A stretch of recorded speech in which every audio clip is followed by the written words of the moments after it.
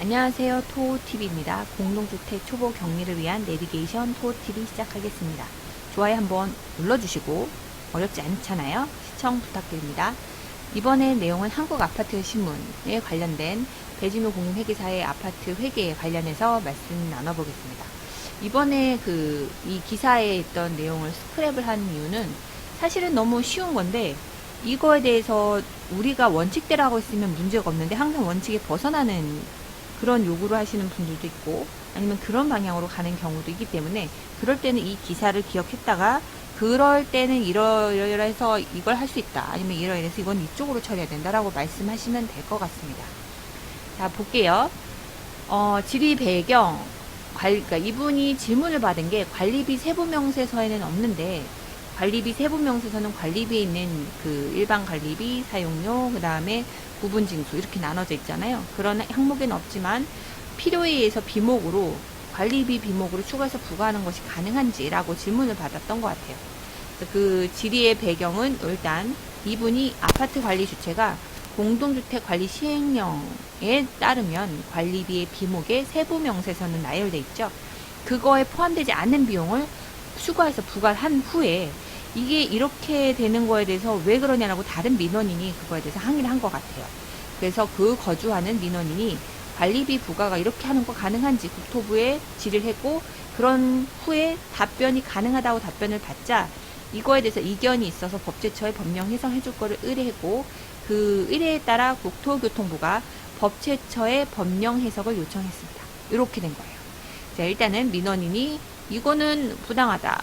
이거는 관리 비목이 아니다. 그래서 이거는 국토교통부에다 민원 넣었지만 그거는 가능하다. 답변 받자 다시 법제처로 넘어간 거죠.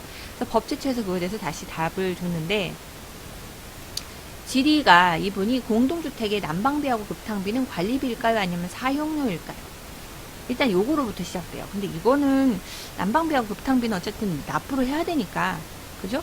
이거는 크게 문제돼서 할 건 없는데 정확히 말하면 이것 때문이 아니라 밑에 있는 내용 때문에 그런 것 같습니다. 어쨌든 일단 질의 첫 번째는 여기에서 보면 중앙 난방 방식인 공동주택하고 지역 난방 방식인 공동주택이 좀 틀려요.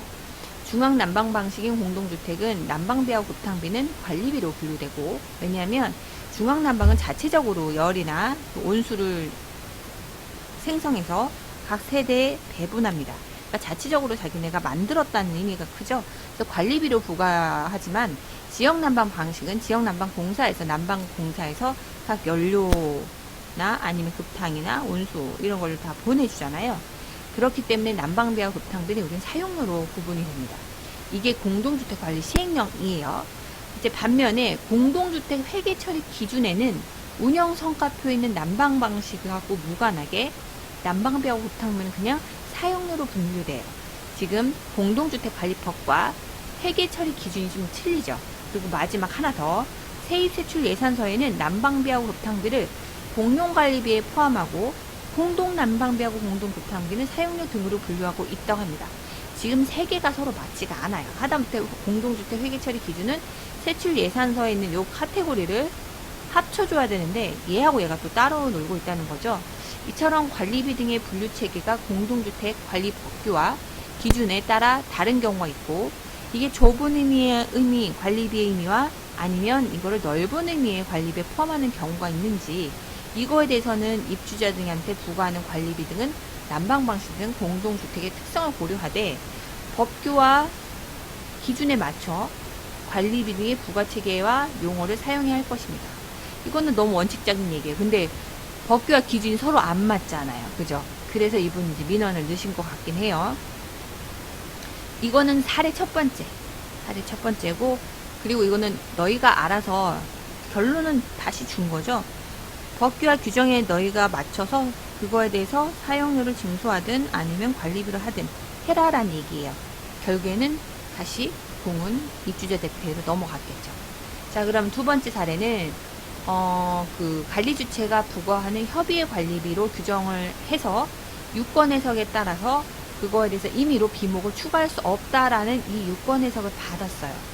첫 번째는 좀 광의 개념으로 너희가 법규와 규정에 벗어나지 않으면 부과해도 된다라는 걸로 결론이셨지만 두 번째 거는 협의의 개념으로 좁게 봐서 보수적으로 그 외의 거는 하지 말아라는 걸로 이렇게 넘어갔죠. 근데 이 유권 해석에 따라 공동주택관리법 시행령의 사용료 등이 이 개정이 하나 있는데, 이 개정이라는 이 용어가 있는데, 이 공동시설의 이용료 등에 해당하는 비목을 관리비로 분류해서는 안 되지만, 즉 공동시설 이용료, 이거 뭐예요? 커뮤니티 헬스장 이런 것들 말하는 거죠. 이 이용료는 관리비로 분류해서는 안 되지만 이용료에 해당하는 경우, 즉 사용료, 시설 사용료에 해당하는 경우는 관리비와 별도로 부과할 수 있다 라고 말을 했어요. 관리비로는 안 되지만 관리비하고 별도로 사용료는 부과할 수 있다 라고 얘기해 준 거죠. 예컨대 공동주택시설 이용료는 관리비로 부과할 수는 없지만 사용료 등으로 분류해서 부과할 수 있다 라고 이렇게 답변이 온 겁니다. 그래서 요거는 이 사안의 경우 관리비 비목으로 추가할 수 없다. 자, 관리비 비목이 우리가 알고 있는 게 뭐예요? 10가지죠. 1. 청경소, 승랑, 급지, 수의 10개. 일반 관리비, 청소비, 용역비 이것들 얘기하는 거잖아요. 자, 그럼 한번 내용을 볼게요. 조금 더 깊게 들어가서 공동주택관리법, 입주자 등의 관리비 납부 의무를 규정하면서 관리비의 내용 등에 관한 필요한 사항은 대통령령으로 정하도록 위임하고 있습니다. 그래서 그 위임에 따라 관리비는 여기 나와 있네요. 일반 관리비, 청소비 등 각 항의 호의 비목의 월별 금액 합계액으로 하도록 하면서 비목별 세부 명서에서에는 별표 2에서 정하도록 규정하고 있습니다. 그런데 공동주택관리법은 공동주택의 관리에 관한 사항을 정한 거지 공동주택을 투명하고 안전하고 효율적으로 관리할 수 있게 하려는 거기 때문에 거기서 또 다른 영역에 있던 거를 그 정해진 거 아닌 거를 부과를 하게 되면 이거는 투명하고 효율적으로 했다고 보지 않는다는 얘기죠. 공동주택관리법은 공동주택 관리에 관한 사항을 정함으로써 공동주택을 투명하고 안전하고 효율적으로 관리할 수 있게 하라는 것. 이거는 뭐 원래의 원칙에 대한 얘기고, 공동주택은 순수한 사적 자치 영역이라기보다는 공법적 규율이 함께 적용되는 영역이라는 점에 비춰볼 때 공동주택관리법 시행령의 관리비 비목 및 세부 명세에 관한 내용을 열거해 규정한 것은 공동주택의 투명하고, 이거는 했던 말 효율적으로 하려고 하는 거니까 이거에 대해서 비목을 자유롭게 추가하거나 변경할 수 있다고 보기 어렵다. 관리비 비목에는 이 커뮤니티나 공동시설 이용료는 쓸 수 없다라고 얘기한 거죠. 그런데 공동주택관리법 18조 1항에 그 위임에 같은 법, 그러니까 위임에 따른 같은 법이 또 하나 있는데요. 여기에 따른 거면 관리비 등의 세대별 부담의 산정 방법, 징수, 보관, 예치, 사용 절차를 규정하고 있어요. 관리비 비목에 어떻게 징수하고 어떤 방법을 하고 이걸 어떻게 예치를 하고 어떻게 사용 절차를 규정을 다 하고 있죠.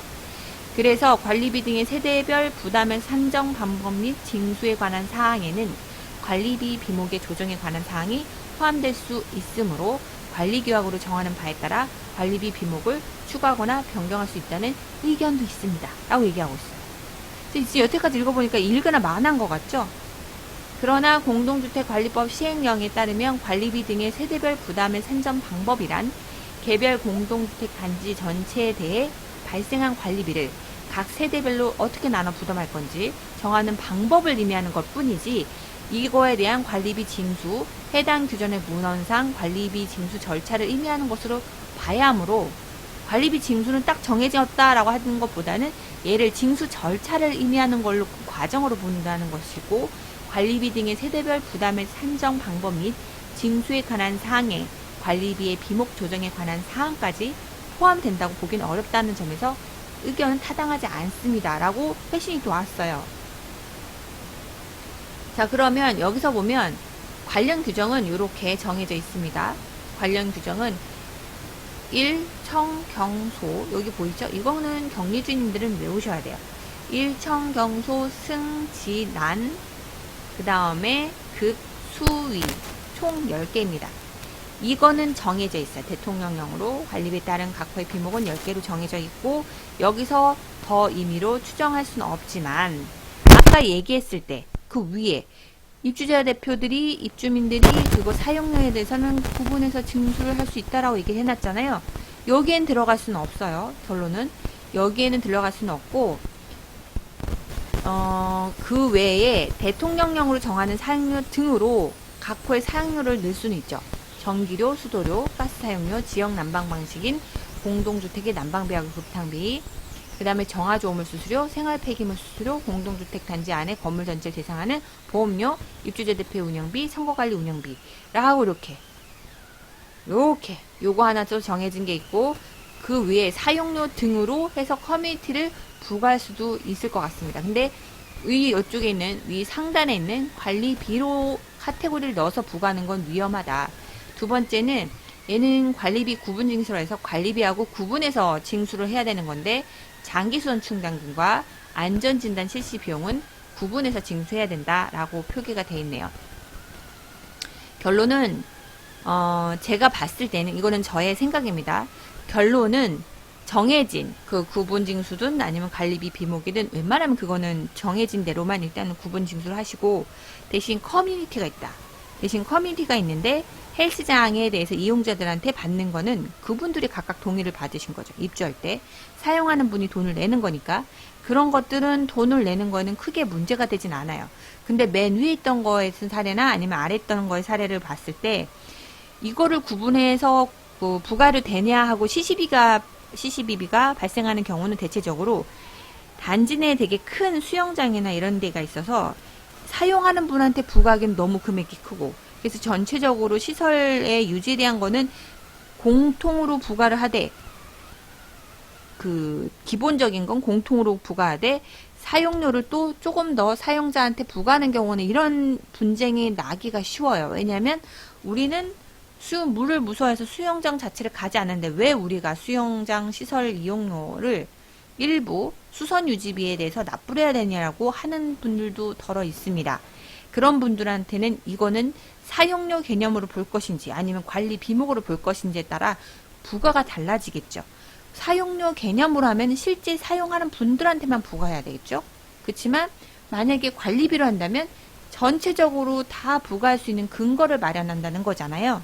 근데 커뮤니티는 관리비의 사용료의 그 사용료 등으로 부과하는 게 맞지, 실제적으로 이거를 전체 시설 사용료로 해서 입주민들 전체 관리 비목에 추가해서 부과하기에는 이거는 분쟁의 소지가 너무 많다라고 말씀드릴 수 있겠습니다. 이게 제 생각이에요. 근데 전체 입주자들이 동의하고 아파트에 있는 수영장이나 좀 이렇게 엄청 복합적인 그 시설들 되게 좋은 거 있잖아요. 그거에 대해서 어느 정도 다 유지하는 거에서 동의를 했다라면 그거는 상관이 없어요. 근데 만약에 그거에 대해 반대의 의사가 있고 그 소수가 대부분 의견이 절대 다수로 가서, 오히려 수영장 사용한 사람들은 소수고 절대 다수가 그거에 동의하지 않는다면 이렇게 관리비 세부 명세서 없는데 이거를 전체적으로 추가해서 부과하는 것에선 분쟁이 있을 수 있다는 거죠. 그거에 대해서 말씀드리고자 이 영상을 찍어 보았습니다. 물론 저도 재판장이 아니고 변호사도 아니고 회계사도 아니어서 이거에 대해서는 유권해서 여기 있는 기사인 내용 가지고만 판단하고 말씀드릴 수밖에 없다는 점 양해 부탁드리고요. 자, 오늘도 실력을 키우고 화이팅! 좋아요, 구독, 그 다음에 공유, 알람 신청 부탁드립니다. 또 뵙겠습니다. 감사합니다.